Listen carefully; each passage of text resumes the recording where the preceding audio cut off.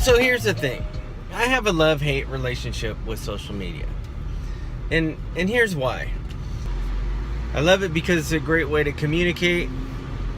You can communicate with people from all over the world. It really narrows down the boundaries and the borders and that type of thing. And I also love it because there's a record of the conversation, right? As an engineer, I hate getting on the phone because,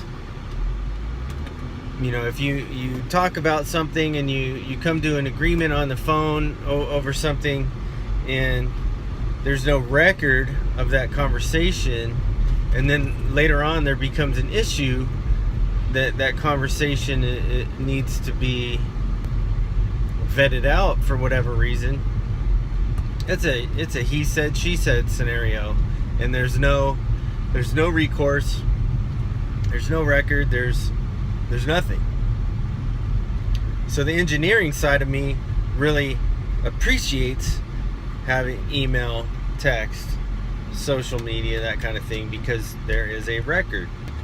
The part that I hate about it in all of those formats is that you cannot read tone.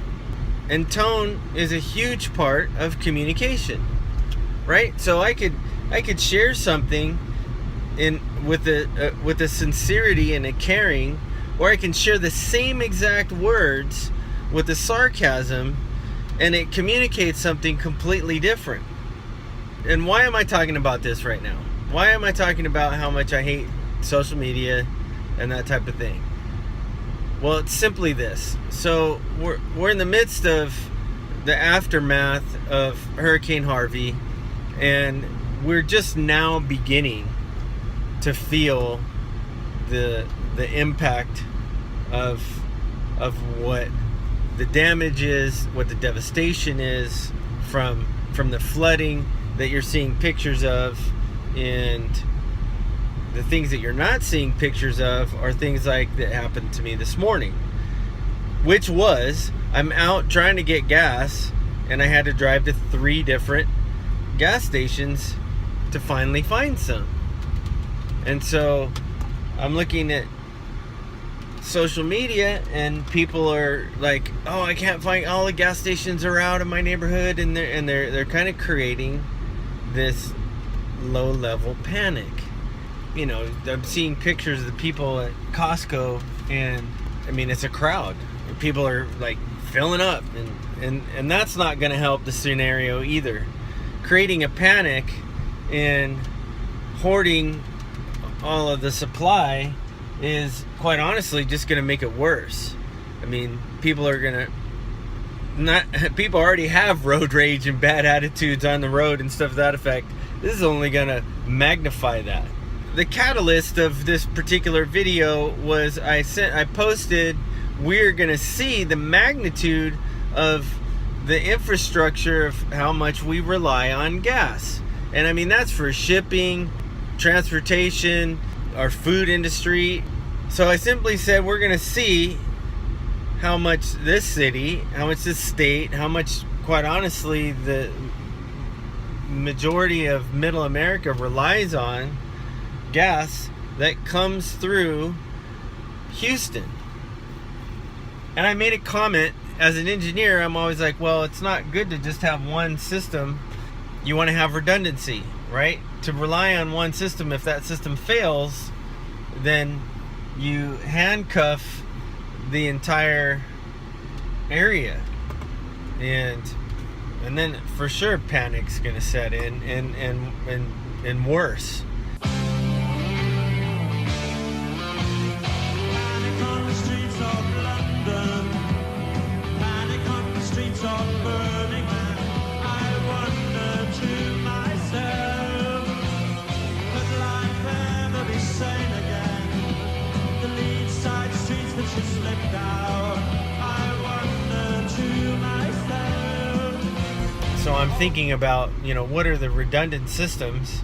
Totally not being sarcastic or anything of that nature. And I said, well, Texas might rethink, the whole Tesla sales and that type of thing, which I thought was ironic.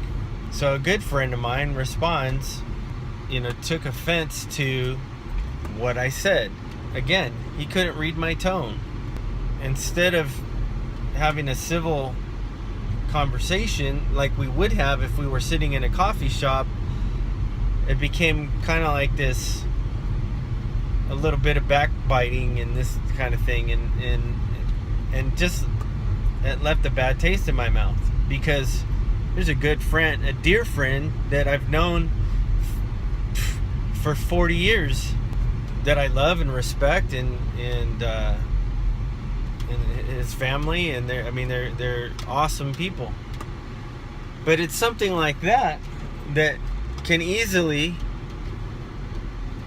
be taken the wrong way, plant a seed of bitterness and that kind of thing. That's not him. He's not going to do that, and he's not going to take it personal in the long term.